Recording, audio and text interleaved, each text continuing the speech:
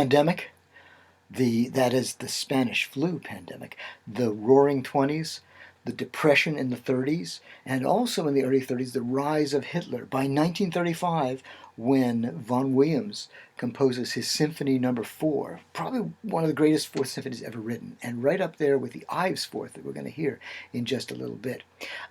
We have a feeling of tension in 1935 that sounds like bad things are coming, and indeed almost anticipates, kind of from a musical side, what George Orwell is going to talk about in 1984, a few years after the Second World War, when he says, when Winston Smith has been incarcerated and his former associate, turns out to be on the other side, O'Brien, has become his torturer, and O'Brien says to Winston Smith in the torture room, imagine what's the future? Imagine the future, it's a human face with a boot kicking it forever. And in a sense, you get some sort of a sonic equivalent of that right at the beginning of the symphony. How's this?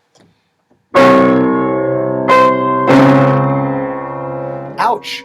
Up top in F minor, lay, so. But the bass line at the same time is going like this. So, lay. And so we haven't improved the situation. We get this, which is also some opposite day.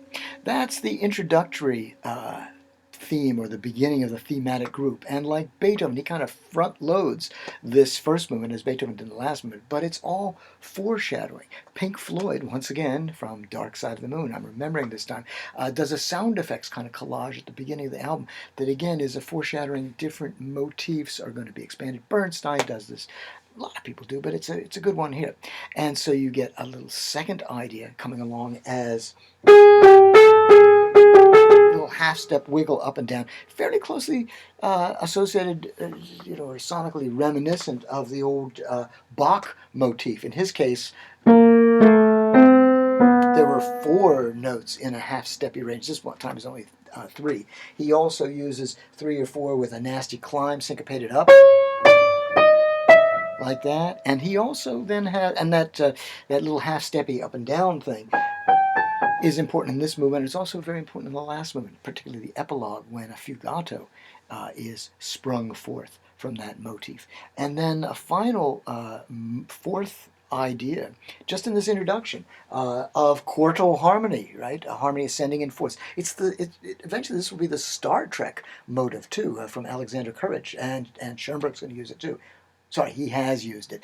We're now, of course, mid Vaughan Williams, and he might sound totally modernistic now, and indeed this is his middle period, is kind of his most, shall we say, avant-garde, but some of the composers we're going to be dealing with later, slightly younger, are going to actually make their radical musical splashes earlier. So this is actually, I think, the latest piece on our 20th Century 1 repertory. At any rate, we've got something going like this in terms of the now first theme. And is it Dorian or is it minor?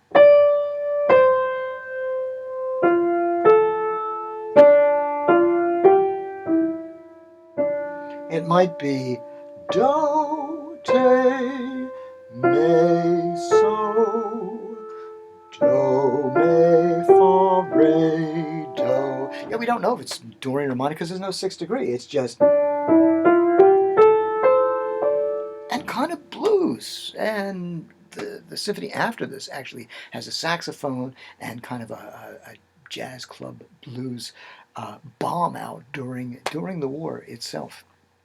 Okay, a second theme eventually coming out of that. Oh, and the French horns and the oboes do this kind of pulsation back and forth, an introductory accompaniment that tells you, aha, we're finished with the introduction. Here comes the first theme. Second theme, a pulsation as follows. And that's, if we're in the same key, and who knows if we are at that point, that would be ra, ra, ra, ra, do, ti, ra. And it's terrifically aggressive. That's as much as we'll hear, actually just a little bit more going into the beginning of the development, where he brings back the introductory material. Remember, you can develop anything. And when the 2 themes come back, you won't hear this in the snippet, but you will by clicking onto the full performance.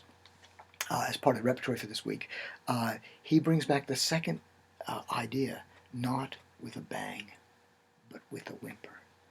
This is how the movement ends.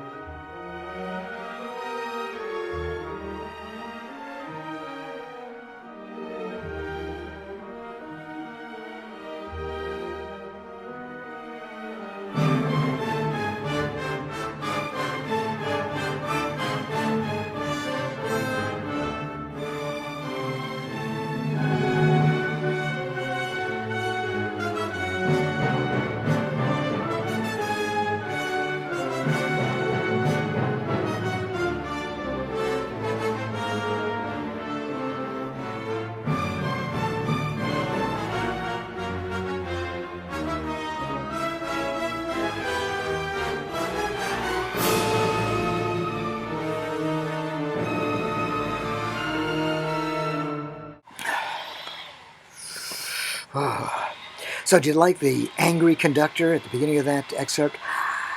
And, uh, and just for the record, the saxophone solo and the bombing is actually in Symphony Number 6, not 5. The 5 is really quite gentle and a very beautiful piece, written during the war, kind of as an escapist sheltering, maybe a sheltering place, shall we say. After the war, it was almost, well, no, it's actually before the war. It's a memorialization. Before the war, there was another age of exploration around the turn of the century, and the race to the South Pole was Sir Robert Falcon Scott, the English explorer, and Roald Amundsen from Norway.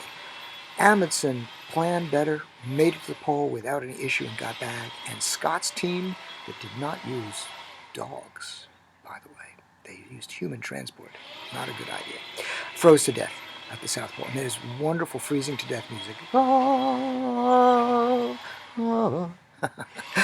And also this heroic climbing motive. He recycles this, as Prokofiev will do with some of his own music. As now the Sinfonia Antarctica, his symphony number 7. And Vaughan Williams is the first of our composers to be engaged in film music, and certainly not the last. After that, a brief excerpt from the Symphony number 8. This is from the open, this is right at the beginning. He bills as Variazione senza tema. That would be variations without a theme. I'm not sure how accurate that is, but I identified nonetheless.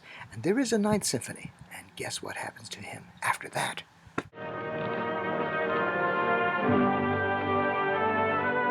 Ready?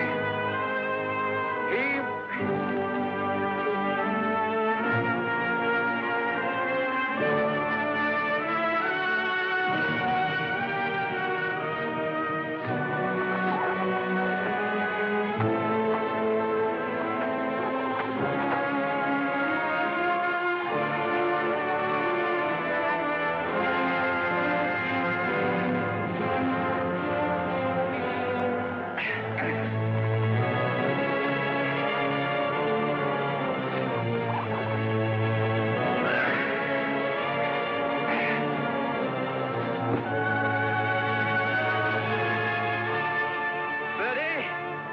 Better leave a flag here. Seems to be a good way up. Aye, sir.